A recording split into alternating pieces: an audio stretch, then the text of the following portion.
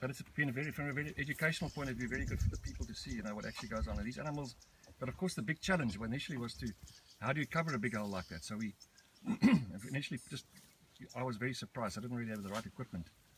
Maybe we still don't even today have the right equipment, but we're completely unprepared for it. So we just, the first time in the veld, we just covered it, cleaned it up as best we could, covered it with bandages and that to stop the blowflies and maggots getting in. And then a few days later we actually caught them, and fortunately HESC has got this 25-hectare camp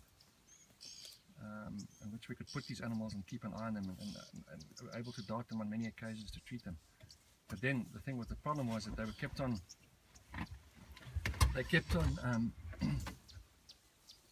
rubbing the bandages off. So then we went to used a system of fiberglass resin. The same stuff you use for fiberglass casts on humans. We put that on the face, and then we actually had to screw that into the skull. But there's a nerve that comes out just between the eye and the nostril, the infraorbital foramen. If you can deaden that with local anesthetic, you can pretty much deaden the whole front of the face. So we're able to screw these long screws like this into the face, into the bone, to keep the plaster cast or the fiberglass cast in place. But then after a while they just wore through that.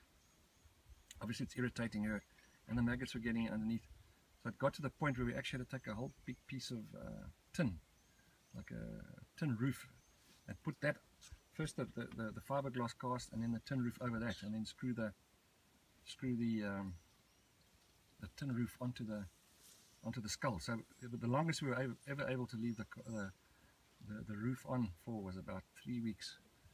So that cow, particularly the one, has been done 26 times now. So she was done between every 2 and 3 weeks for 18 months. So which works out at about 25, 26 anesthesias. So yeah, so you can see they're a bit grumpy, but they've got every reason to be.